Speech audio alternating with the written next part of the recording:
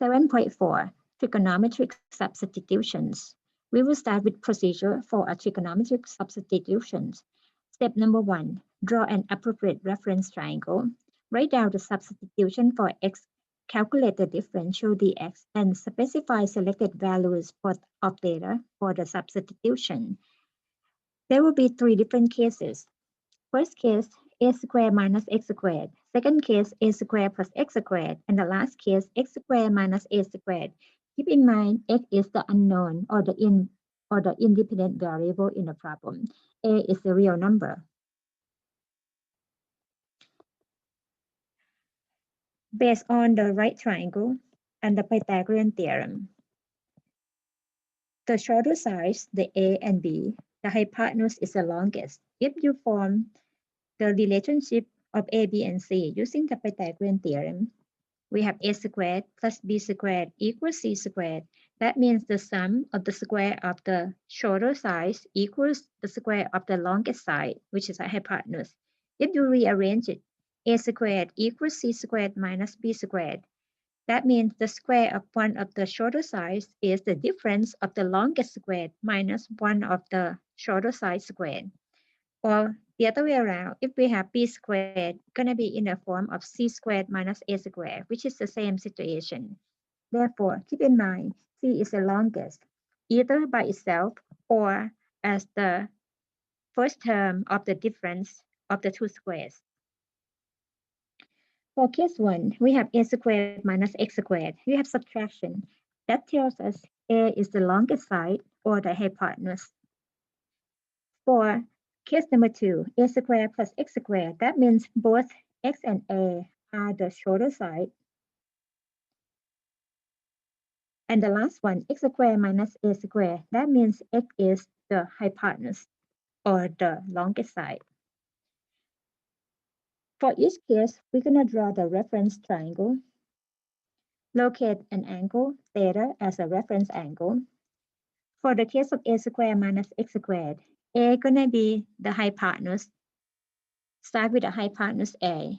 And where we're going to put x is going to be opposite. Now we have the relationship of x and a. For x over a, which is opposite over hypotenuse, is the sine function.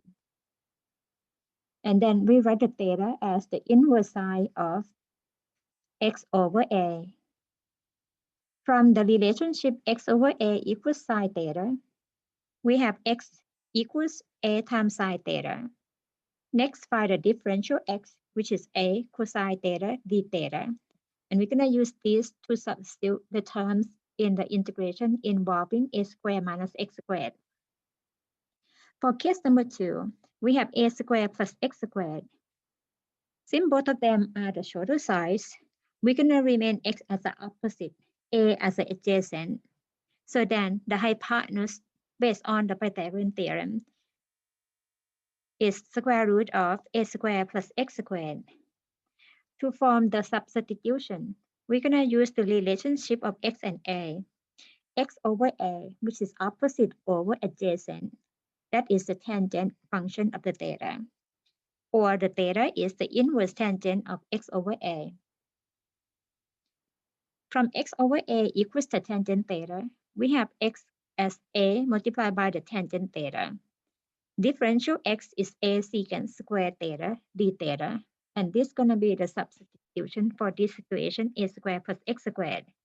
And the last case, we have x squared minus a squared.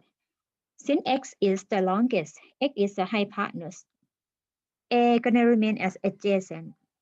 So then the rest of the side, which is the opposite by the Pythagorean theorem, is square root of the longest square minus one of the shorter legs, which is x squared minus a squared. To form the substitution, we find the relationship of x over a. So x over a, which is the hypotenuse over adjacent, or the reciprocal of the cosine, which is the secant theta. That tells you the theta is the inverse secant of x over a. From the relationship x over a equals secant theta, x is the a times secant theta. The differential x is a secant theta tangent theta d theta. And again, This will be used as a substitution for this particular case as x squared minus a squared pattern. Let's look at the example.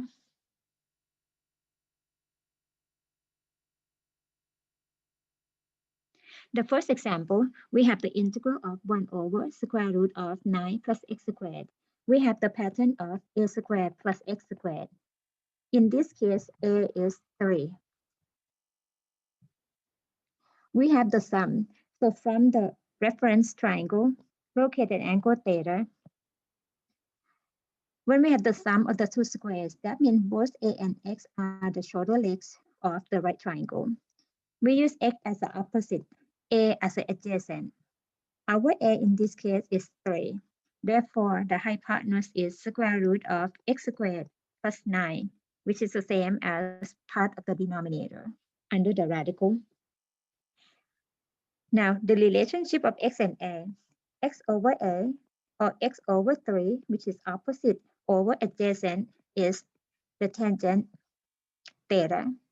We have the relationship as x equals 3 times the tangent theta. Find the differential x, which is 3 times the secant theta squared with respect to theta. From this prep work, we're gonna use to replace the terms within the original integration. So the integral 1 over square root of 9 plus x squared, which is square root of 9 plus the x, which is 3 tangent squared power 2 under the square root. The dx will be replaced with the 3 secant squared theta d theta. Rewrite term in the most simplified form. The numerator is 3 secant squared theta d theta, all divided by square root of 9 plus 9 times the tangent squared theta. Simplify the denominator. As we see the common 9 factor, multiply by 1 plus the tangent squared theta. The numerator is still 3 times the secant squared theta d theta. For the trig identity, 1 plus the tangent squared theta is the same as the secant squared theta. We're going to replace 1 plus tangent squared theta by secant squared theta. The coefficient 3, we take it out of the integration. The numerator, leave it as the secant squared for now, divided by, so square root of 9 multiplied by secant squared theta is 3 times secant theta with respect to theta. Now we have secant squared and secant reduced. 3 and 3 cross out. The integrand becomes secant theta d theta.